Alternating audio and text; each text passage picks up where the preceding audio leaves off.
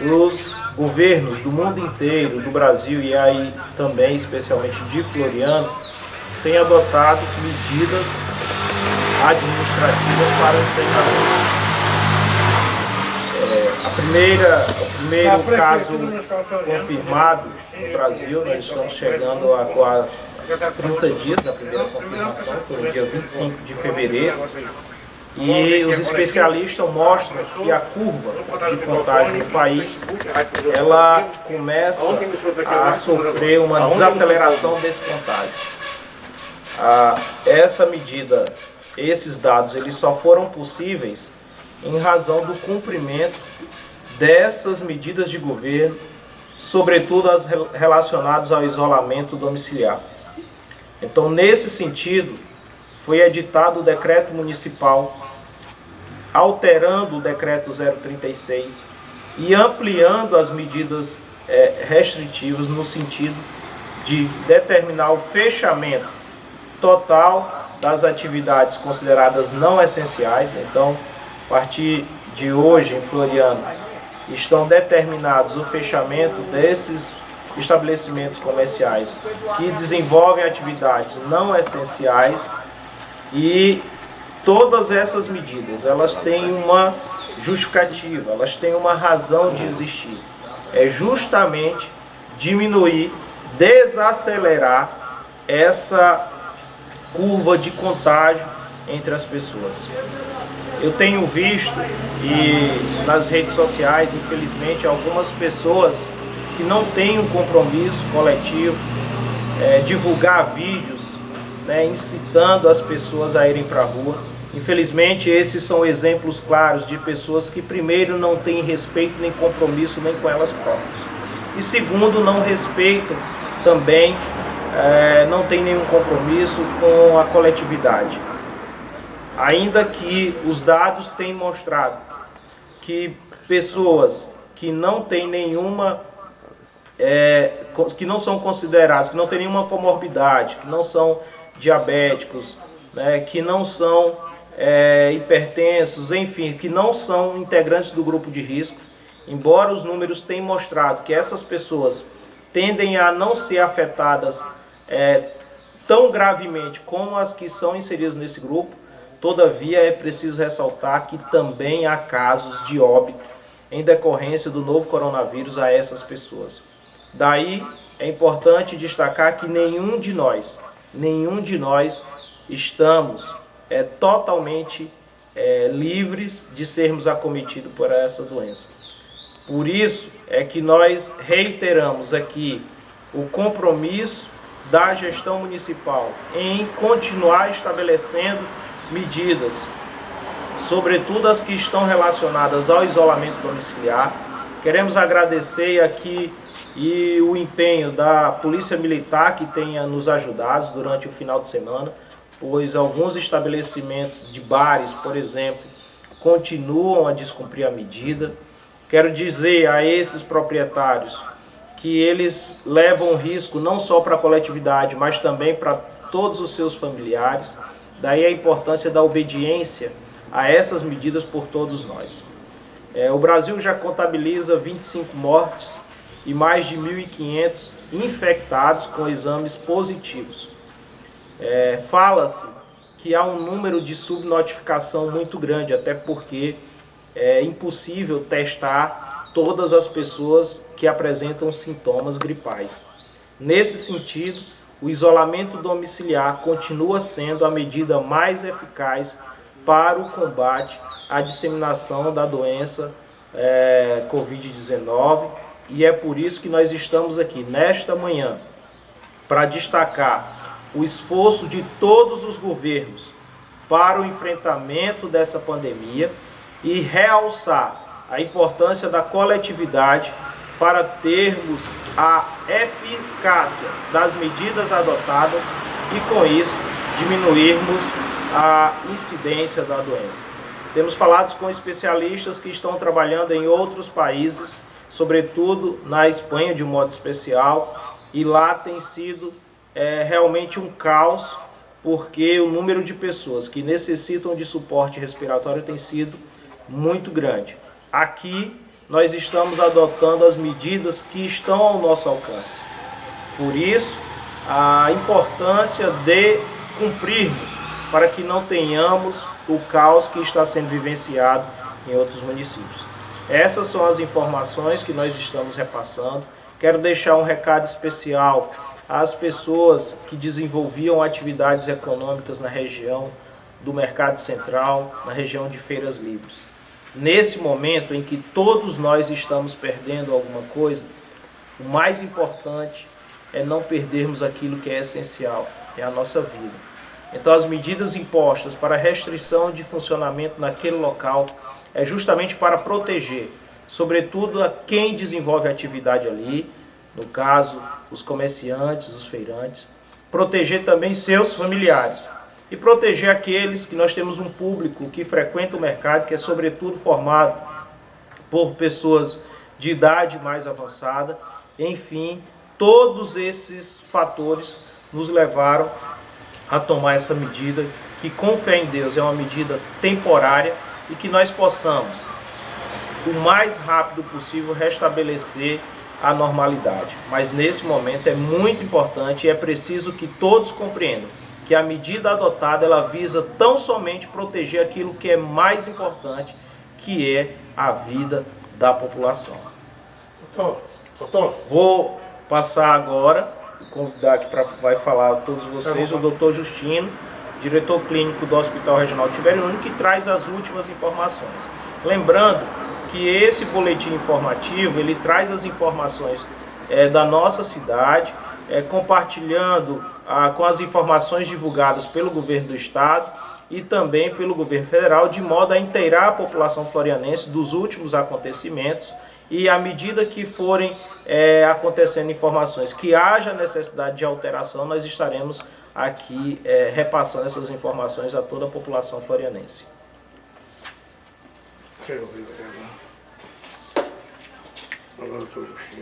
Bom dia, eu sou o Justino, sou diretor técnico do Hospital Regional Tibério Nunes. A gente vem aqui pedir à população que atenda e obedeça às diretrizes que estão sendo colocadas pelo município, a restrição do comércio e as pessoas possam ficar em isolamento social em casa. A gente entende que a prevenção é a melhor forma de conter essa epidemia e a gente alerta que o Hospital Tibério Nunes, como todos já conhecem a nossa realidade, tem uma capacidade bastante limitada para o atendimento de pacientes graves, pacientes que precisam de leitos de terapia intensiva, leitos de UTI. A gente tem buscado, juntamente com o nosso diretor David, está aumentando a oferta desse serviço, mas a gente tem a dificuldade no momento dos fornecedores de estar atendendo a nossa demanda. De forma que, nesse momento, o hospital encontra-se em uma fase de treinamento das equipes, aquisição de materiais de proteção individual para que os profissionais possam garantir esse atendimento e a instituição de um fluxograma dos pacientes que chegam com sintomas respiratórios ao hospital. Então isso tem sido trabalhado para que a gente possa estar garantindo o atendimento e a proteção tanto dos profissionais como da população. Há nas redes sociais a informação que há 4 casos suspeitos no hospital. Esse fato não é verídico, né? Houveram, desde o início da epidemia, há um mês atrás, 5 exames coletados.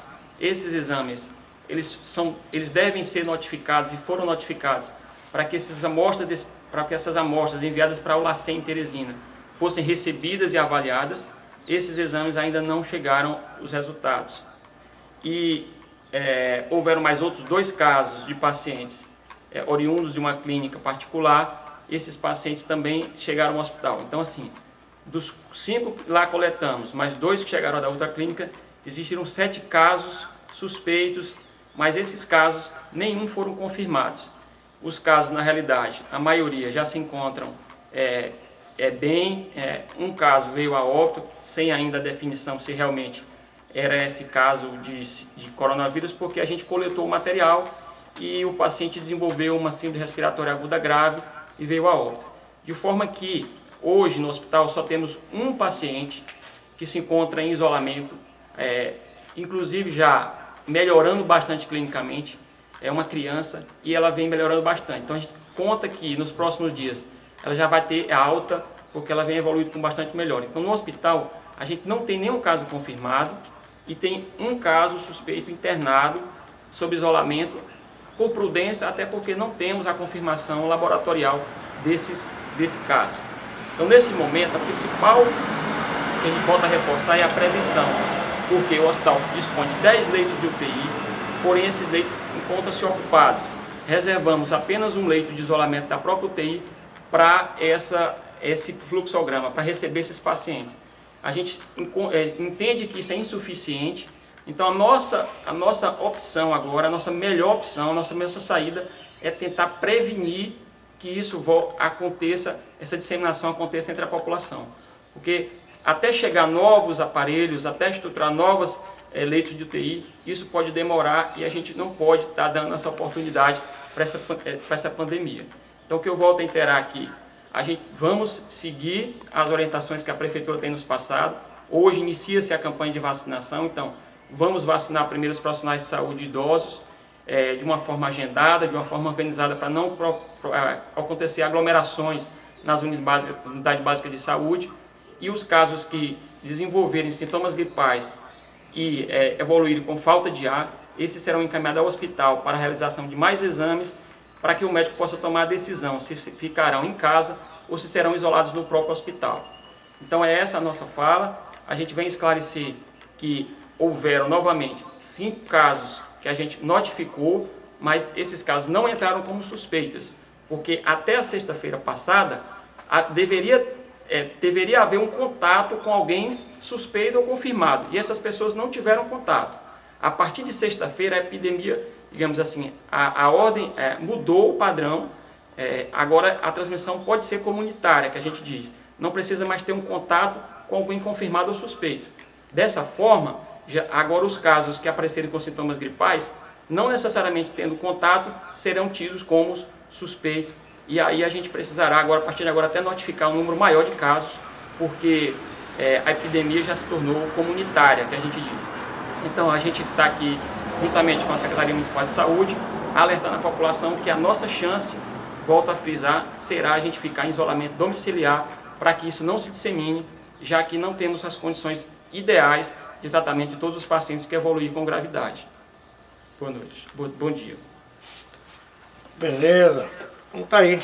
Como o doutor Justino já falou, o município inicia hoje a campanha de vacinação contra a influenza. Lembrando que é a campanha de vacinação contra a influenza. É importante destacar isso. E por que realizar essa campanha de vacinação? Porque nesse momento de enfrentamento da pandemia, e como já foi amplamente divulgado, os sintomas clínicos são muito parecidos. Então, iniciar essa campanha de vacinação contra a influenza, que é a responsável pela maior parte de gripes, né, de situações de gripes no Brasil, os 3 casos, né, o doutor Justino pode, 3 vezes mais comuns, o doutor Justino pode explicar muito bem isso.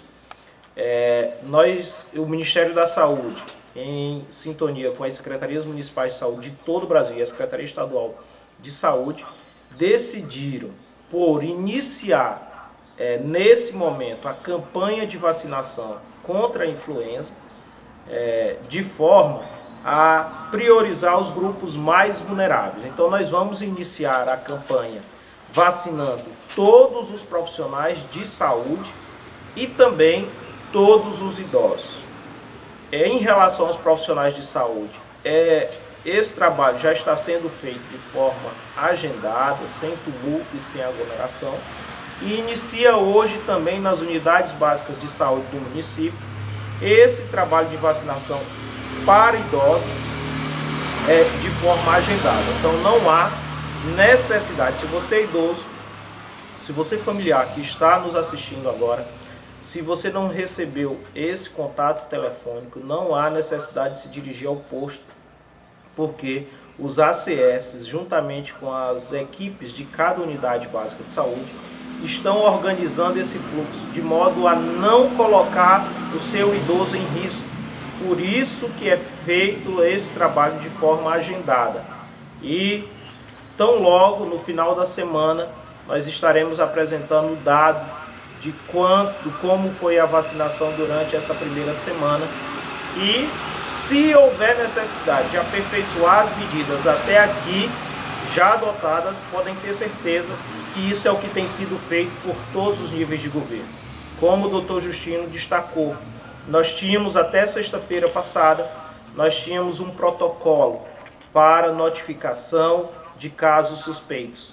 De sexta-feira para cá, com a edição da portaria que declarou a existência de contágio comunitário, né?